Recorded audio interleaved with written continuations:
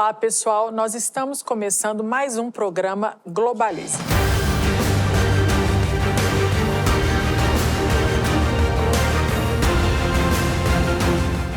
E no episódio de hoje, nós estamos com um convidado muito especial, Marcelo Henriques de Brito, que é administrador, engenheiro, PhD e especialista professor em finanças.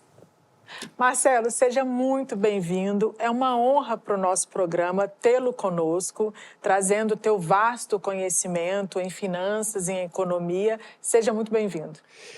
Michele, eu é que agradeço a você aí a atenção que você vai dar a nós, que a gente entregue algo justo e bom, né, para os nossos telespectadores. Muito obrigado pelo convite. Muito feliz.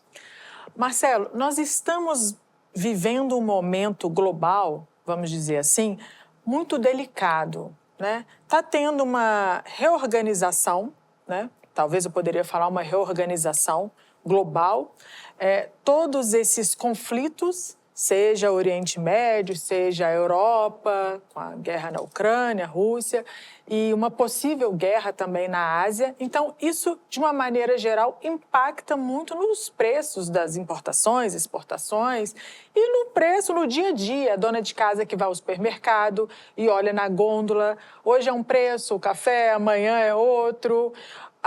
O pai de família que vai abastecer o carro no posto de gasolina chega no posto e fala: opa, o combustível hoje subiu tantos %.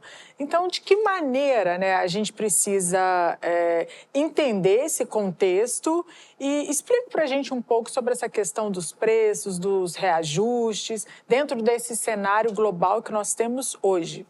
Então, essa questão de preços, é importante ver que isso é atividade de finanças. É como um evento geopolítico, macroeconômico, afeta o quê? O preço. E você tem várias formas de preço, inclusive preço de produtos, mas a taxa de juros não deixa de ser um preço, é o custo do dinheiro, né? Então, assim, realmente o contexto está influenciando o preço. E aí vem uma pergunta, né? Poxa vida, primeiro vamos dividir em dois, né? Tem a questão do preço estático e o segundo é o preço do reajuste do preço. Então, falando do preço estático, vem sempre aquela pergunta: mas as coisas são mais caras em outro lugar do que aqui? Quer dizer, pode haver desnível de preços entre locais diferentes? Isso é algo que se estuda em finanças, preços de bens e serviços, né? Produtos e serviços, e se estuda em finanças e tem a chamada lei do preço único. E quando a gente, para um bem ou nível de preço, a gente fala de teoria da paridade do poder de compra. Que você diz assim, o nível de preço nesse local é maior do que o nível de preço nesses locais. Pois bem, isso se sustenta quando você disser, não tem custo de transporte, quer dizer, é difícil transportar um produto de onde é mais barato, onde é mais caro, tem questão de logística, tem questão de protecionismo. Então, assim, o que se vê na prática é que realmente você consegue ter produtos com preços diferentes ao redor do mundo. O mesmo produto com preços diferentes ao redor do mundo. E sim, é assim. Agora, tem um detalhe interessantíssimo. Os preços podem ser mantidos em níveis diferentes, mas o reajuste do preço numa mesma moeda, então assim, eu pego um preço aqui em dólar, o preço aqui em dólar. O reajuste em dólar será muito parecido. E isso é uma coisa que deixa louco. Mas o meu salário não é reajustado em dólar. Como é que os preços são reajustados em dólar em todo o mundo? Então, aí, esse ponto é o ponto que eu quis estudar. Eu tratei isso no meu livro Crise, Prosperidade, Comercial, Financeira e Política, lá atrás, em 2003. E aí, Michele, onde você pode pegar dados que comprovem isso? Então, nós temos a revista The Economist, ela publica o chamado Índice Big Mac. Então, assim, de forma periódica, ela publica dados de preço e taxas de câmbio do sanduíche Big Mac ao redor do mundo, em várias cidades do mundo. Então, aí vai. Quando você pega um ano, um momento, realmente o sanduíche Big Mac num lugar é diferente do preço do sanduíche Big Mac. Por exemplo, o preço do Big Mac na China, em dólar, é muito baixo. E o preço do Big Mac na Suíça, em dólar, é muito alto. Tá? Porque você está comparando dinheiros, só dinheiros, né? Então, você está comparando, assim, na China é a moeda da China e na Suíça é o franco suíço, é a moeda da Suíça. Mas aí você então, tem a taxa de câmbio, então você põe como é que é o preço em dólar na Suíça e como é que é o preço em dólar na China. Aí fica essa ideia. A China é barata, a Suíça é cara. Eu posso depois tocar nesse assunto, mas só para falar do reajuste, em dólar o reajuste vai ser igual. Então isso é uma questão que até muda, e eu descobri isso lá atrás, em 2003, depois eu apresentei isso num trabalho, num congresso de finanças, em 2004, que foi premiado. Depois apresentei um trabalho no congresso da Sociedade Brasileira de Finanças, em 2008, no IBMEC. Logo depois eu comecei a dar aula no IBMEC. E recentemente até um estudante disse assim, deixa eu ver se essa afirmação, né, procede, né? Que o reajuste em dólar será muito parecido em qualquer lugar do mundo. E procede. E, assim, você pode pegar os dados da revista The Economist, mas, assim, é pegar dados, né? E tem trabalhos, busca na internet. Eu acredito que tem uma confusão muito grande, principalmente para as pessoas que não são da tua área, ou da área internacional, é porque são as moedas, né? Essa conversão. Então, as pessoas ficam o tempo todo fazendo a conversão. Eu acho que é aí que está a grande sacada, né? Porque você traz tudo para o valor do dólar, né? Onde você consegue esse comparativo. Então, é interessante deixar esse ponto claro, porque esse também você extrai, a partir dos dados do sanduíche Big Mac, o que você extrai? Em tese, eu tenho um nível de preço aqui, um nível de preço aqui, essa relação devia ser a taxa de câmbio. Mas você pode botar um câmbio mais artificialmente valorizado ou um câmbio artificialmente desvalorizado. E isso altera a percepção que você tem da estrutura de preço. Em outras palavras, a taxa de câmbio é uma arma muito poderosa em finanças. Extremamente poderosa. E para expor isso com mais clareza, é como se eu tivesse um óculos, né? E você pode mexer a lente do óculos, afastar ou aproximar. Você vai ver uma imagem distorcida, né? Se eu ponho a lente correta, por exemplo, eu ponho um óculos, se eu tiver a lente correta, eu vou ver a sua imagem. Mas se eu ponho muito mais próximo, muito mais longe, eu vou distorcer, para mais ou para menos. A taxa de câmbio mal posicionada dá essa sensação de que num lugar ou os preços são mais altos ou os preços são mais baixos. Ficou claro? Que está relacionado, obviamente, à moeda de cada nação, de cada país. Né? Cada país tem sua moeda e a taxa de câmbio está fazendo a relação entre essas moedas. Eu acho que a gente pode até comentar o que faz uma taxa de câmbio mudar. Então, assim, eu vou até fazer aqui uma dancinha, eu acho bacana. Digamos que a taxa de câmbio está aqui. O primeiro fator que faz a taxa de câmbio mudar, veja, olha que eu estou empurrando com a mão. O que é? Eu tenho uma região com uma moeda aqui e outra região com outra moeda aqui, não é isso? Então, se aqui há uma inflação, há uma emissão de moeda, eu vou empurrar, né, a taxa de câmbio. Ó, como eu empurrei a taxa de câmbio. Em outras palavras, essa moeda se desvaloriza em relação a essa. Então, quando a taxa de inflação aqui é maior do que a taxa de inflação aqui, a moeda se desvaloriza. Se fosse o inverso, a taxa aqui é maior do que aqui, então, essa moeda se valoriza e, portanto, essa moeda se desvaloriza.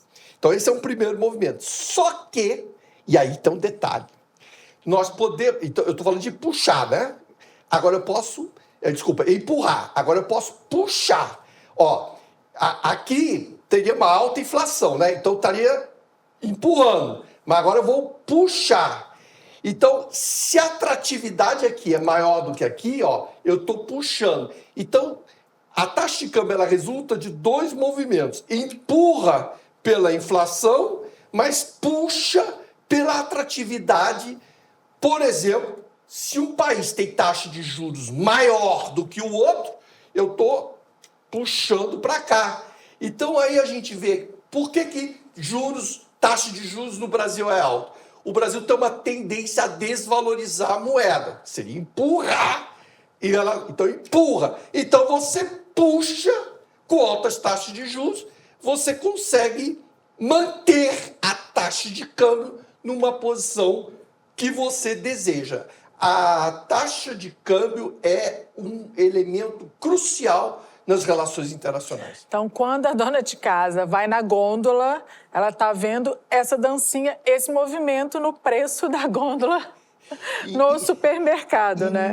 Há uma força, né? E não está entendendo, isso que é o mais interessante, o cenário internacional afeta o seu bolso, telespectador, afeta o meu bolso, independente de eu ter transações internacionais.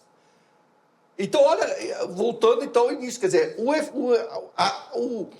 o evento, as circunstâncias geopolíticas afetam você, todos nós aqui. Aproveitando essa dinâmica das mãos, me fez lembrar, obviamente, A Mão Invisível, de Adam Smith, né? Então, de que forma também, quando o governo interfere na economia, né, essa questão do mercado, muito defendida até pelo ex-ministro Paulo Guedes, né, da mão invisível, contrapartida, o outro lado prefere, né, dessa coisa mais keynesiana, que o governo acaba, né, entrando um pouco ali para ajudar a economia. Como é que é isso? Como que nesse cenário, como seria essa dinâmica? Bom, eu acho que está claro, depois dessa né, mexida com as mãos, taxa de câmbio não é dado para o mercado. Você tem países que a coisa é feita com mais, digamos, rigor, e a gente teve a China fazendo isso, controlando com mão de ferro a taxa de câmbio da moeda chinesa em relação ao dólar, pelo menos até 2005. Mas a verdade é uma só: todos os países do mundo têm algum tipo de ingerência. E é muito simples essa ingerência. Se você aumenta ou diminui a taxa de juros básica da economia, você afeta, né, a posição da taxa de câmbio. Então, não é... E é relativo. Qual é o nível da taxa de juros no Brasil comparado ao nível da taxa de juros nos Estados Unidos ou em outras economias.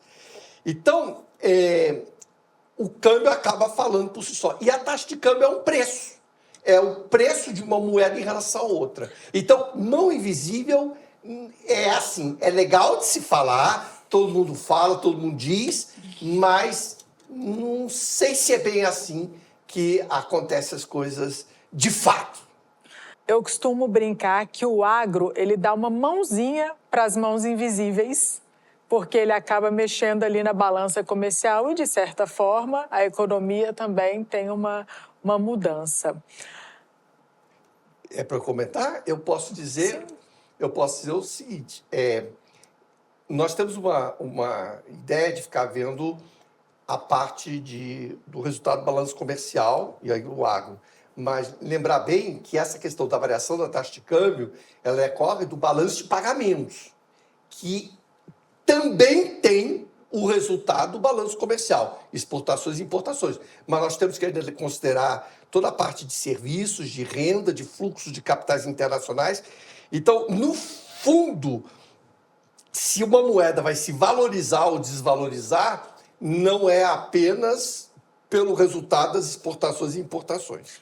Uma pergunta: há outros fatores que contribuem também? Você acabou de dizer, você falou, olha, não é só a balança comercial. Isso. E quais são os outros fatores? Além da taxa de juros? Então, o que você tem que ver é o balanço de pagamentos. E aí, todas as contas do balanço de pagamentos, elas são extremamente importantes. E aí estão lá todos os fatores. E a gente pode achar que isso é um detalhe, mas eu quero botar um ponto, por exemplo, turismo. O Brasil tem que aproveitar o turismo. Eu gosto de falar de turismo. Nós estamos numa cidade maravilhosa chamada Rio de Janeiro. O turista, quando vem, ele traz moeda estrangeira. Tem muito país que depende do turismo para, inclusive, equilibrar as contas, né? Pessoas que moram no exterior também mandam dinheiro para os seus familiares. Eu estou dando alguns exemplos, né? Então, assim, não é só exportação e importação. Tem vários exemplos. Um exemplo do Rio de Janeiro muito forte, né? É o carnaval, né? Aspecto cultural, inclusive, Então, né? Traz muita moeda. Então, até falando assim de turismo, é muito importante que uma cidade tenha vários calendários de eventos. Então você vem por causa do carnaval, vem por causa do Réveillon, vem por causa de um show, sabe? Isso é uma atividade, eu não posso falar assim, mas é uma atividade como equivalente a uma exportação. E com um detalhe interessante, essa atividade não está abrangida pela OMC, porque não é comércio. Então, isso faz até que o Brasil possa ter um câmbio turismo, o que você não tem quando você fala de produtos e serviços.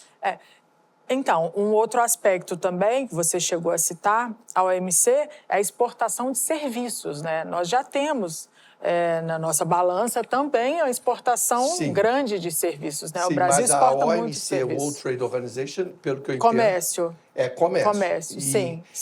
Não, eu estou dizendo como que isso na balança comercial também tem um diferencial, né? Exportação de serviços. Sim. Então, os serviços, envios de juros, serviços de dívida, né? Quer dizer, mas também serviços de tecnologia, por exemplo. Nós estamos agora falando até de vários tipos Educação, de serviços. né? Isso tem um peso extremamente importante, sim. Quer dizer, não é só bens e serviços. É muito importante bens e serviços. Eu quero deixar bem claro, é muito importante bens e serviços. Mas o resultado final, que vai fazer uma moeda se valorizar ou não, e aí você vai precisar ajustar a taxa de juros para você não ter um movimento, digamos assim, insatisfatório, decorre de outros fatores também. É um cabo de guerra. É um cabo de guerra, então.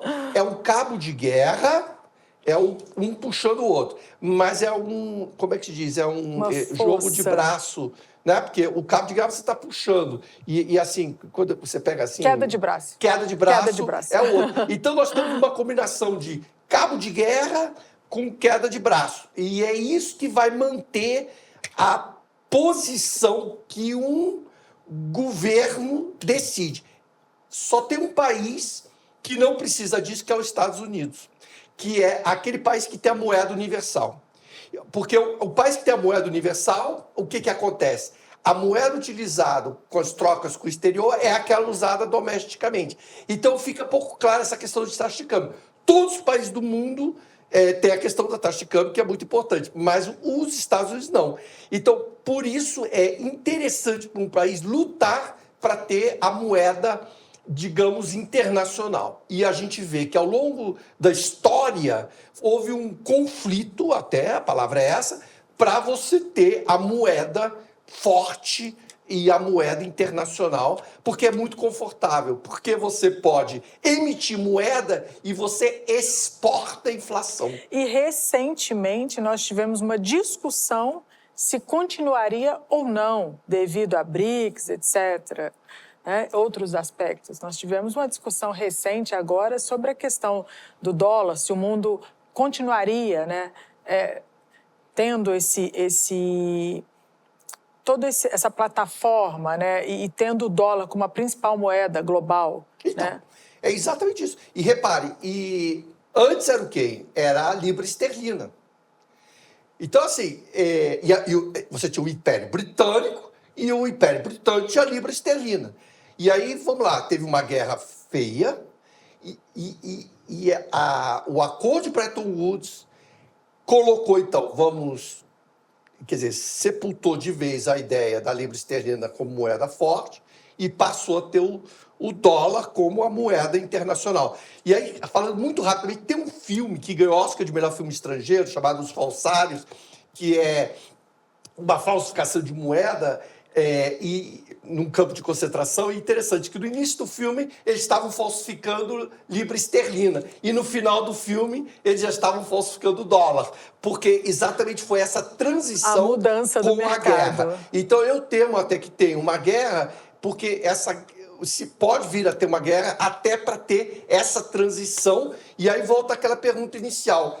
Eventos, né, geopolíticos afetam as finanças total, inclusive isso, na definição de qual moeda prevalece como uma moeda forte no mundo. Uma opinião rápida.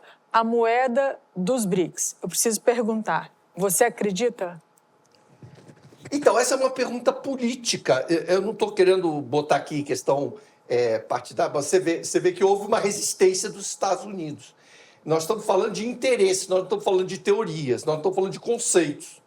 E a verdade é essa, não estou falando talvez de BRICS, mas estamos falando de moeda até de um parceiro do BRICS que veio a ser mais forte. Então aí você vê que nós estamos aí falando de política de adoção de uma moeda. E aí, se você de um lado, você vai dizer isso é ótimo, se do outro lado, você vai dizer isso é ótimo. Agora, só para deixar bem claro, nós vimos pela imprensa que os Estados Unidos não gostou disso. E não seria de se surpreender que os Estados Unidos não gostem desse movimento eles que vem a estão contestar. defendendo o que é deles, não, né? E que é legítimo. Cada nação precisa se defender. Cada um defender os seus interesses, o que não Perfeito. é defender a verdade. Perfeito. Muito obrigada, professor. Agora nós daremos uma pausa e voltaremos no segundo bloco com o tema comunicação e o relacionamento no contexto internacional.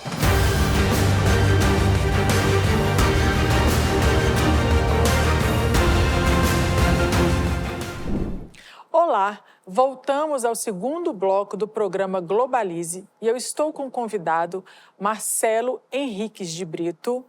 Nós estamos com um conteúdo maravilhoso, ele já falou sobre economia, sobre taxa de juros, sobre como funciona a questão cambial. Isso. E agora nós iremos falar sobre comunicação. Comunicação e o relacionamento no contexto internacional. Por favor, Marcelo, traga para a gente um pouco desses aspectos culturais, né? Hoje nós vivemos um problema gigante no mundo que passa pela comunicação. A comunicação molda, né, os relacionamentos, as negociações internacionais. Como você vê isso? Então, eu acho que a gente primeiro até, se você me permite, a gente fazer um gancho com o bloco anterior, porque a gente estava falando de economia, de finanças internacionais, o que isso tem a ver com comunicação e relacionamento e cultura? Então, antes até de falar disso, vamos verificar que a questão cultura, comunicação, relacionamento tem tudo a ver. E até pegar até um exemplo da área do euro. Né? Você tem países como uma Alemanha diferente de uma Itália. O padrão de consumo, estilo de vida e propensão a gastar ou poupar é diferente entre um alemão e um italiano. E aí a gente está falando, né, que agora você tem uma grande área comum, a zona do euro usa uma mesma área comum, mas você não tem mais aquelas moedas, né? Lira italiana, marco alemão, escudos em Portugal. Então, tudo agora é euro. E a gente vê níveis de preços diferentes. Ainda valendo aquela ideia do o reajuste em euro vai ser igual. Isso dá tensões dentro da área do euro. E aí, um dos objetivos do euro da área do euro e da União Europeia, é você ter verbas comunitárias e livre fluxo de pessoas. Você pode morar na França, na Espanha, né? Porque aí você tem mobilidade da mão de obra. E com isso você talvez tenha essa oportunidade de aplainar essas diferenças regionais. Mas aí nós estamos falando do quê? De ter uma integração cultural. Agora, olha como é complicado. Como é que você integra culturas diferentes, falando idiomas diferentes? E aí, Michele, e você aí, telespectador, eu me concentrei muito nesse assunto. Porque, veja bem, tem uma hipótese do Sapir-Whorf, quer dizer, eu estou falando de uma é um contexto de texto, né? De academia. De academia.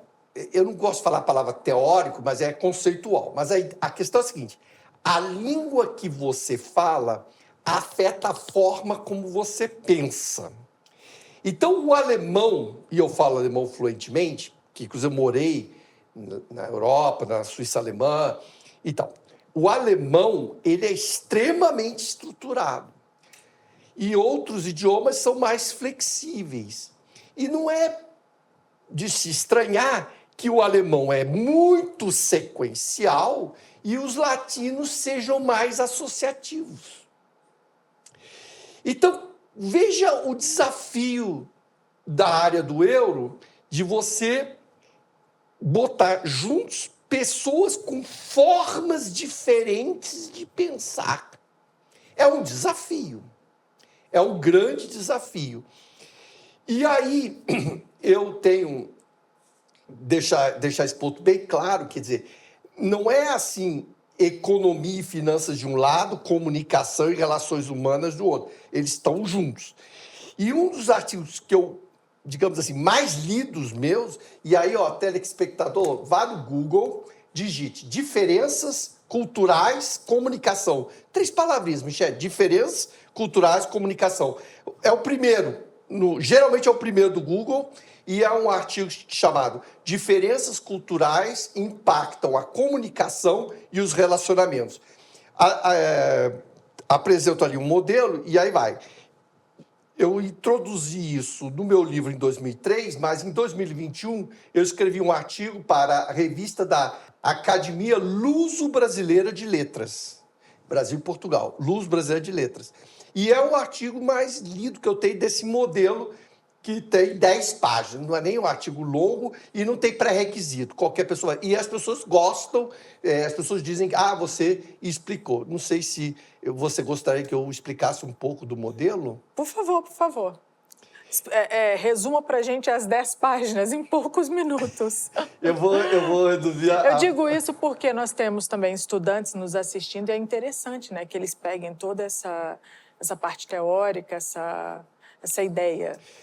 Eu quero deixar bem claro que esse modelo ele foi apresentado em congressos, então tem respaldo acadêmico. Tem até um detalhe interessante que agora em janeiro eu publiquei um artigo sobre o ChatGPT e eu perguntei ao ChatGPT sobre esse modelo e o ChatGPT disse que realmente é um modelo interessante. O próprio ChatGPT identificou isso. Depois a gente fala sobre isso. Talvez até a gente possa mais tarde falar sobre a questão de inteligência artificial e ChatGPT. Mas, assim, voltando ao modelo, o que o modelo traz de novo, ele é um modelo de dupla entrada. E é o chamado modelo interesse, expectativa, atitude. Esse é o modelo IEA e interesse, expectativa, atitude na comunicação, modelo IEAC. Então, vamos lá, rapidamente falando. O modelo IEA, interesse, expectativa, atitude. Então, a ideia geral é a seguinte: quando nós estamos nos comunicando ou fazendo algo, isso é uma atitude, né? Eu falo, isso é uma atitude. Não falar também é uma atitude, né? Se eu ficar parado... Está passando a mensagem. Estou passando. O silêncio, a oratória Perfeito. De pato, o silêncio é de ouro. Perfeito. Inclusive, desculpa te interromper. Não, maravilha. Na negociação, principalmente a nova negociação, que é da escola de Harvard, você aprende isso. O silêncio é uma ação. Então, e aí vai. Você tem um interesse em ficar calado, porque a expectativa é que isso vai provocar no seu interlocutor uma reação. Mas aí vamos lá. Então, agora, o que gera a gente a ter interesse? E aí é que está essa noção de necessidade, que é algo interno, e opinião, que é interno, mas sob impacto externo. E aí é que você consegue explicar o porquê das pessoas terem interesses diferentes ao redor do mundo. Porque o ser humano é igual em todo lugar do mundo. Não tem essa de dizer que o DNA de um ser humano é melhor do que o do outro e tem raças. Isso aí é um absurdo, esquece. Então, a necessidade aqui, todos os seres humanos têm necessidades, tá? Agora, muda a opinião. Por que mudam as opiniões? Por que aqui, dentro da cabeça, da cochola, né, tá uma opinião diferente? Tá uma opinião diferente por quê? Primeiro, eu posso ter acesso a informações diferentes. Aí eu tenho uma questão de perceber essa informação, só isso também já faz uma transformação. Como é que eu percebo? Eu posso perceber de um jeito, você pode perceber de outro. Que faz parte da teoria do jornalismo. Pronto, né? É o que você passa a mensagem e o que o outro recebe. Né? Pronto. Mas para você mesmo, você está falando para mim como é que eu estou percebendo. E eu tenho já opiniões internalizadas. Então, como é que essa opinião que vai vir de fora internaliza com a opinião que eu já tenho, junto com a minha necessidade, eu elaboro um interesse, que é o que eu quero fazer agora, com uma expectativa de causar um efeito. Então, veja aqui, o que muda ao redor do mundo é essa opinião que cada um tem na sua cabeça. Que é de acordo com o ambiente externo, que é de acordo com o ambiente externo, Perfeito. que a gente chama de cultura. E a cultura, ela resulta da comunicação. Você, desde cedo, vai falando com uma pessoa, você vai colocando certas opiniões de como usa certas palavras, como você deve ter com certas atitudes. Tem atitudes que num lugar é educado, em outros não são tão educadas, e por aí vai. Eu não quero... São os aspectos culturais do mundo, São os né? aspectos culturais que afetam os nossos interesses, as nossas expectativas e, em decorrência, a atitude de fazer, não fazer ou de ter uma predisposição. Isso o modelo explica e é algo novo, como clareza, porque deixa isso muito claro. E era uma pergunta que eu tinha que ter, assim, por que as pessoas são diferentes no mundo? Inclusive, baseado na minha própria formação, né? Meu pai, né? Você acredita que... Eu costumo brincar que quando Freud não explica, a sociologia explica. Você acredita numa afirmação assim? Então, vamos lá. A sociologia é ambiente externo. Eu tenho que botar esse ponto bem claro. Esse modelo que eu desenvolvi, o modelo IEA e depois IEAC, ele é baseado em Freud. Só que sem o lado patológico. Porque Freud tem no modelo, que em português é o id, o ego e o superego, tá? Que em alemão é das Es, das Ich e das Über-Ich, que não é superego, é o que está acima do ego. E assim, a criança nasce id e o superego, né? O Über-Ich, vai se desenvolvendo ao longo do tempo. Então, eu estudei muito Freud. É importante estudar psicologia e sociologia. E aí eu desenvolvi esse modelo, inspirado em Freud, mas não com a questão necessariamente clínica. Eu não sou médico, não sou psicólogo, claro. Mas eu gostei de ter essa inspiração foi e deu certo. Apenas uma referência, né? E foi uma referência. Não, e é uma referência. E esse crédito eu dou, tá no meu livro e tudo. E esse crédito eu dou da questão. Porque ele tem um livro, O Futuro de uma Ilusão, é uma obra, né? Mal-estar na civilização, das Überhaupt da cultura. Exatamente. E onde aparece isso. Então, vamos lá. A construção do que você, em português, chama de superego, em alemão é Über-Ich, é essa opinião que é feita. E cada cultura você cria opinião e isso vai afetar a forma como você formula os interesses, as expectativas que você tem e, em decorrência, as atitudes que você vai ter. E eu acredito também que isso, de certa forma, vai moldando a sociedade, né? Por exemplo, mais uma citação de Freud, a teoria, né, das pequenas diferenças, né? Que molda a sociedade, né? Você vê a questão do machismo, a questão das mulheres, né, no mercado de trabalho, isso acaba moldando toda a sociedade, né? Vai moldando a sociedade e por isso é que você, infelizmente, e mais do que nunca é importante, você ter negociação e trabalhar pela paz. E assim, eu dizer, você tem a sua cultura, eu tenho a minha, mas vamos negociar. E aí, voltando à questão da área do euro, você vê, Nós tínhamos países que, né, uma França, uma Alemanha, entravam em guerra e hoje estão em paz. E é muito importante trabalhar pela paz. Isso aí é um ponto importante. Mas, vamos deixar bem claro, tem horas que assim, é um desafio contínuo, porque, como eu tinha falado, a língua que você usa afeta a forma como você pensa. E tem todo um histórico. Então, assim, choques culturais acabam sendo inevitáveis. O interessante, professor, é que a negociação internacional, né? Sim. Vamos usar internacional, mas a negociação do dia a dia, da dona de casa, do marido e mulher, do pai e o filho, né? Todos os tipos de negociação.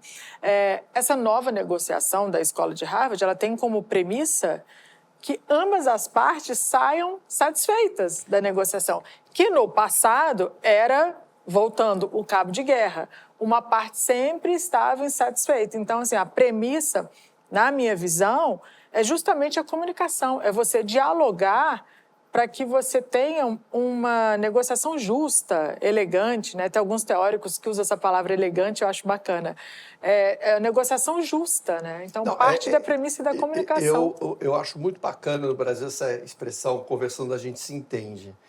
Então, é importante... Adorei, já peguei. Não, conversando a gente se entende. É importantíssimo conversar. Mas tem horas que as pessoas não querem conversar. Você sabe que a questão... E enfrenta. Você sabe que a questão política é um problema, né? No mundo todo, não só no Brasil, questões políticas geram conflitos, né? Teremos aí as eleições e tudo, então questões políticas, de certa forma, não só no Brasil, mas no mundo, geram conflitos. Como questões de esporte, de futebol, religião, também geram conflitos, né? E Tancredo Neves tem uma frase sensacional, que é que briguem as ideias, não os homens. Isso não é sensacional? Pois é, mas existe a argumentação que quando você não consegue vencer pelos argumentos, você parte para a agressão à pessoa. Tem um termo jurídico, ad hominem, que você começa a atacar. Ah, você é idiota, você é burro. E não, você não fique no nível das ideias. Isso é fraqueza, né?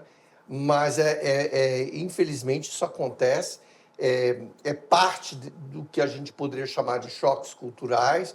E nós temos situações de bullying, nós temos situações de mobbing. Mobbing é quando você tem um grupo que atua sobre uma pessoa, e também de assédio moral, quando um superior trata mal ou até isola, dá um gelo no subordinado. Então, assim, o ideal é conversar, a gente se entende, mas há realmente momentos que há pessoas que fogem dessa postura do conversar, a gente se entende. E, de qualquer forma, conversar a gente entende, você tem que estar realmente preparado para ceder e ouvir. Isso é muito relações internacionais, Lógico. né? É a pacificação, Lógico. Muito RI. E eu adoro isso. Eu digo que eu sou RI, porque, assim, falando rapidamente, meu pai nasceu em Portugal, eu fui para uma escola britânica 5 anos e meio, depois morei 5 anos e meio na Suíça, sou casado com uma gaúcha, minha mãe vem de São Paulo, minha mãe é paulista, mas nasci no Rio. Então, onde eu quero chegar... Globalizado. Exatamente. Mas aí, vamos lá, eu sofri choques culturais e vejo isso acontecer, e aí eu tomo cuidado, porque é uma verdade que isso acontece, né? Então, você, quando passa a ser globalizante, eu digo assim, eu sou RI, eu falo 6 idiomas, então, assim, eu sou RI, isso tem um lado bom, você tem uma compreensão de vida, de mundo. Agora, tem uma questão séria, que é você ter a noção de pertencimento. Tem uma palavra em inglês bacana, belonging. Qual é a sua turma? Qual é a sua praia? Aonde você está? Aonde você pertence? E aí aquela conversa do dia a dia corriqueira, você pode perder quando você tem essa visão mais globalizante. Eu costumo brincar que eu confundo o algoritmo. O algoritmo não sabe para onde ele vai. Eu estou no Comex, eu estou aqui no Globalize, então o algoritmo fica, às vezes, meio um pouco confuso. Estou no cafezinho lá em Minas, no sul de Minas, mas isso que é bacana, né? A gente ter essa mobilidade, né? Poder colocar esses chapéus, né? À medida que a gente vai aí crescendo. Até dando aí uma dica, você fala que tem o público é bem variado, nós temos que tomar muito cuidado, inclusive com jargões profissionais. Quer dizer, eu tenho uma formação inicial de engenheiro e eu também sou administrador. A palavra risco, por exemplo, para o engenheiro é a ponte não pode cair, o reator não pode explodir. Então, você faz tudo para evitar qualquer coisa que seja, entre aspas, arriscado. Mas em finanças, você corre riscos. E o empreendedor, ele vai atrás do risco. Pronto, eu adorei você ter tocado esse ponto do empreendedorismo, porque, inclusive, empreendedores geralmente são pessoas que vão atrás do risco e têm essa cabeça internacional. Ele persegue o risco o tempo todo. E você vê que uma grande parte de empreendedores com muito sucesso são aqueles que vêm de outros países, são imigrantes ou de famílias de imigrantes, porque eles têm uma visão global de mundo e isso faz com que eles tenham essa capacidade de negociar, tolerância com diferenças, respeito pelas diferenças, e eu acho assim que é muito bacana isso, mas por outro lado são pessoas que ficam assim, bom, mas aonde é minha terra, aonde eu pertenço, e isso é um pouco nômade, né? É complicado ser nômade, é complicado. No próximo bloco, nós falaremos sobre as incertezas e as imprevisibilidades. Inclusive, vou pedir também para que ele traga um pouco das oportunidades. Vamos falar também de uma agenda positiva.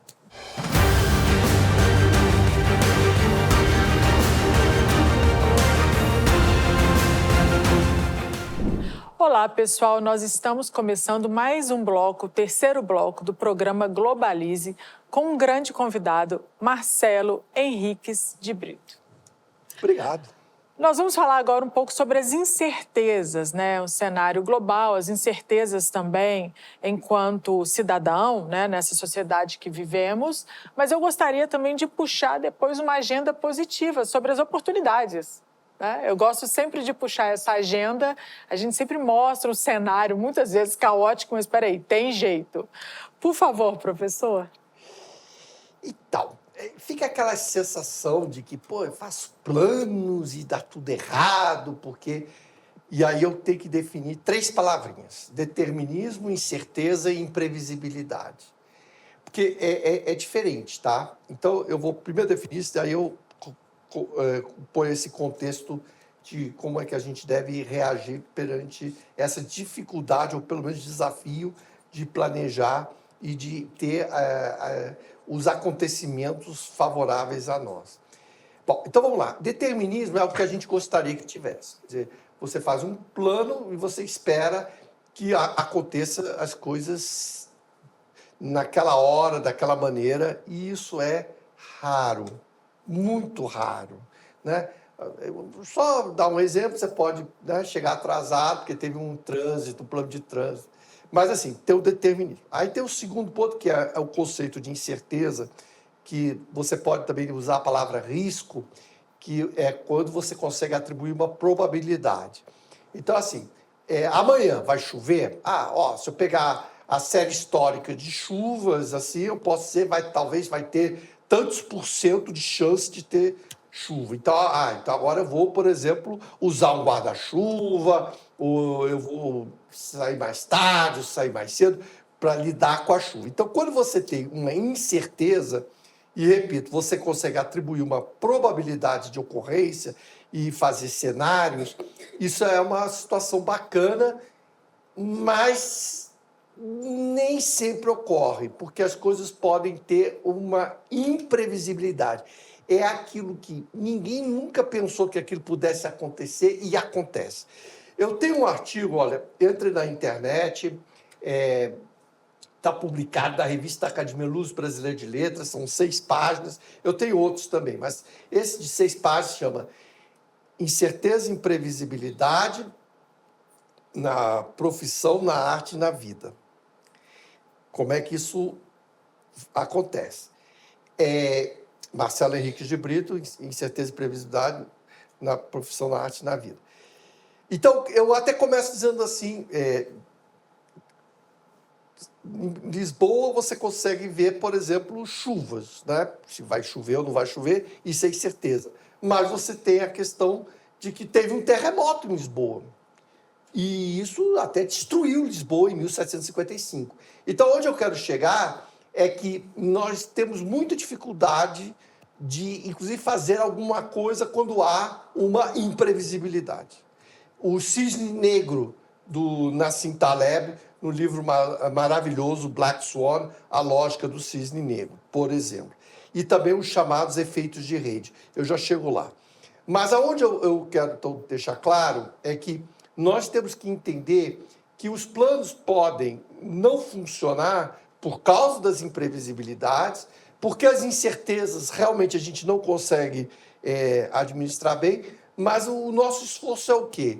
É tentar aproveitar as oportunidades e lidar, de alguma forma, com as ameaças, né? Ser precavido.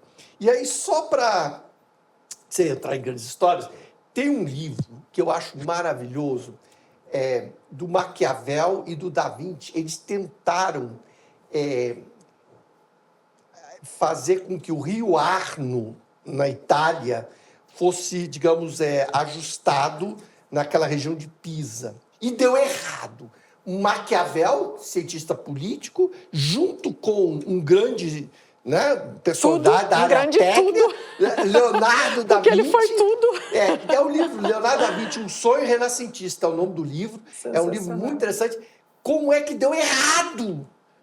Então, dois gênios, né? Um da política e o outro da tecnologia. Eu sou fã dos dois. Pois é, eu sou fã dos dois também. Você tem obras... O que eu quero só deixar claro, quer dizer, gente muito capaz não é capaz, em alguns momentos, de fazer tudo certo. E por que isso? Porque nós estamos de uma situação que nós temos que considerar também 3 aspectos que afetam. O primeiro são articulações políticas, né? A própria comunicação, a gente falou né, resultados de negociações, são muitas vezes imprevisíveis. Então, isso afeta a previsibilidade, isso gera incerteza e gera imprevisibilidade. Ponto 2, descobertas tecnológicas, inovação.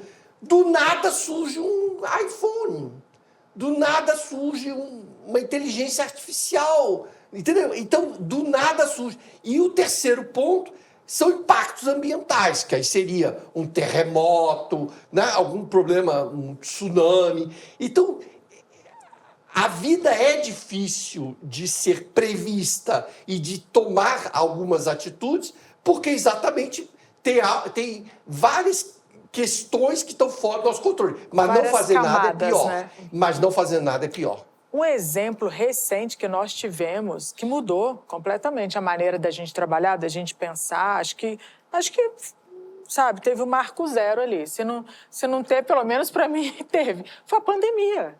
A pandemia mudou tudo no mundo, né? Foi uma reorganização geral na maneira de trabalhar, na maneira de conviver. Então, isso é uma coisa que, né, ninguém pôde controlar, né? Incontrolável, né? E a gente aprendeu a usar reuniões online, né?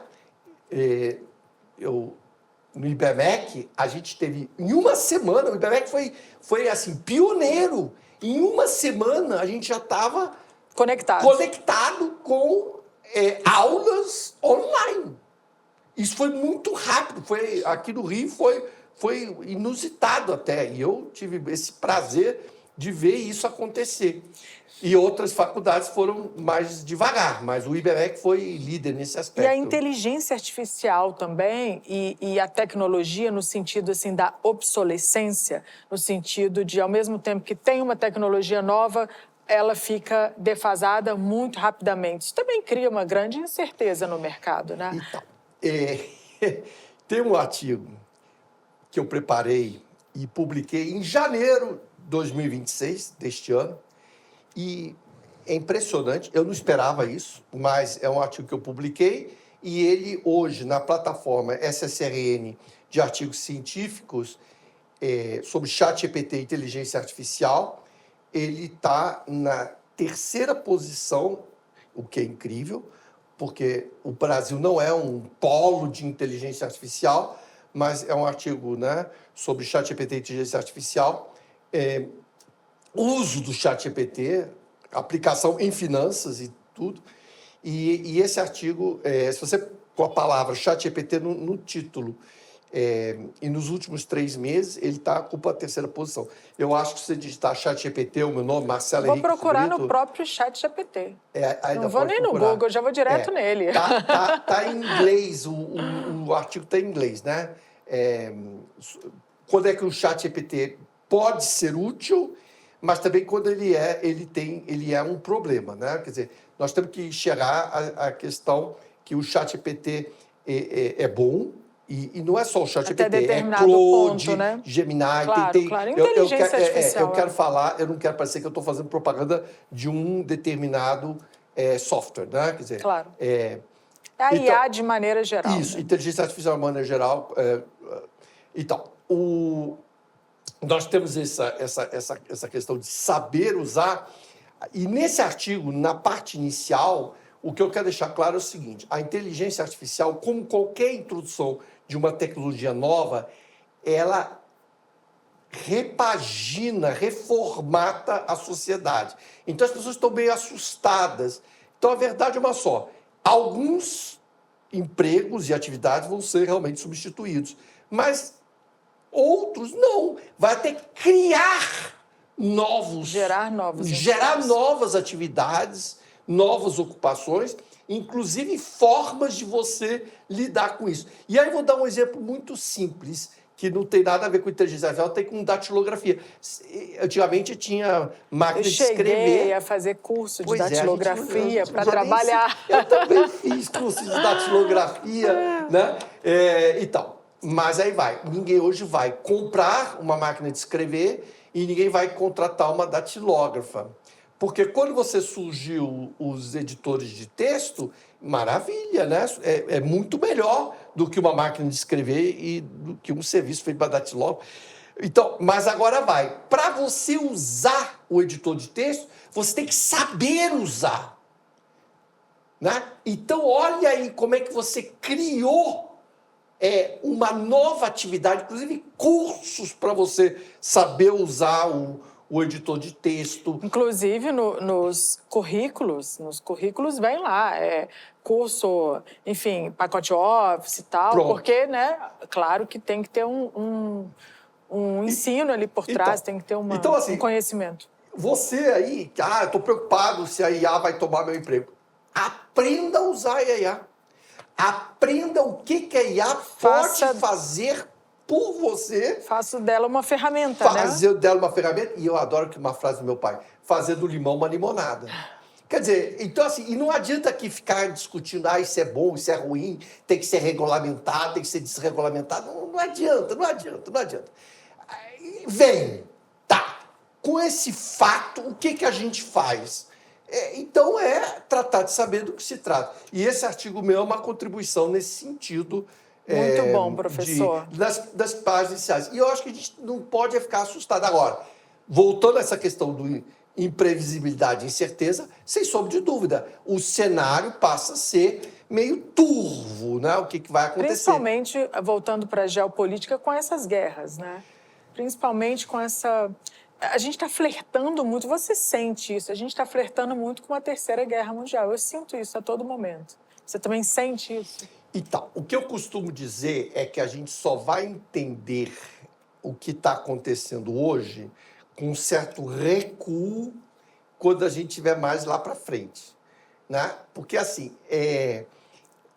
no calor do momento, fica difícil dizer nós estamos assim, nós estamos assado. E eu acho até meio complicado dizer vai melhorar ou vai piorar. Tem que tomar tem que ser responsável, porque também não adianta nada ficar em pânico. Não é você pegar e ficar, que horror. Então, assim, eu acho que a gente tem que se ocupar, ter um propósito. E esse propósito a gente acha. E aí Tem aquele da área de psicologia, Viktor Frankl, que foi para um campo de concentração, e tem aquele livro que é muito interessante dele, do Em Busca de um Propósito. Quer dizer, ele tentou e conseguiu, dentro de um campo de concentração, achar que é um propósito para a vida. Tem uma frase, e aí eu deixo essa dica para vocês, que me guia, que é assim: Senhor, é atribuída a São Francisco de Assis, mas parece que tem outras pessoas que também disseram, mas enfim, a frase é essa: dai-me coragem para mudar o que pode ser mudado, resignação para aceitar o que não pode ser mudado e sabedoria para distinguir entre os dois. Muito bom. Então, eu acho que nós estamos nessa situação. Eu preciso entender o seguinte: se tiver aí uma guerra, eu vou conseguir parar a guerra? Eu, pessoa física, Marcelo Henrique de Brito? Não. Então, assim, eu não vou ficar nervoso com isso, nem vou deixar os outros nervosos. Você sabe que tem uma curiosidade que durante a Segunda Guerra Mundial, muita gente não sabe, mas havia desfiles de moda. Ou seja, a guerra está lá acontecendo e os desfiles de moda. Ou seja, por quê? A sociedade trabalhava, comia, tocava a vida. Engraçado isso, curioso, né? Porque hoje a gente olha para trás e você fala, como assim? Sim, muitos modelos de roupas que nós usamos hoje foram lançados durante a Segunda Guerra Mundial. Então, o que você falou é interessante, porque tem filmes que mostram que durante a Segunda Guerra Mundial, na Alemanha não era um grande problema. Mas depois que a guerra acabou, a Alemanha passou por um período terrível. E eu me lembro de um filme, não sei se você se lembra desse filme, já tem um tempinho, e causou uma certa polêmica na época, A Vida é Bela.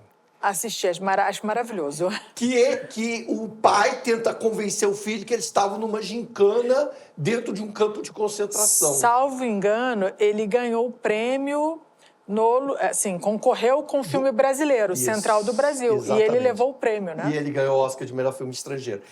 Mas, assim, voltando então ao que você falou, aí você diz, você está, digamos, ficando alienado da situação, mas aquela história, é aquela frase: dá-me coragem para mudar o que pode ser mudado, resignação para aceitar o que não pode ser mudado e sabedoria para distinguir entre os dois. Eu acho até que foi assim, se você não pode mudar, também não vai se martirizar, ou pelo menos tentar lidar da melhor forma possível. Eu sei que isso é uma postura polêmica, tá? Mas eu acho que a gente tem que viver com otimismo. Eu gosto de transmitir otimismo. Eu acho que a gente tem que ver a coisa para frente, para cima. Quando você cita que a gente precisa se afastar um pouco emocionalmente do problema para ver de fora, você sabe que isso é uma técnica de negociação, dessa nova negociação? É uma técnica, né? Você tem que sair para enxergar de fora, para poder ver possíveis soluções. E outra técnica de negociação é a técnica da empatia. A empatia. Você se colocar na posição do outro.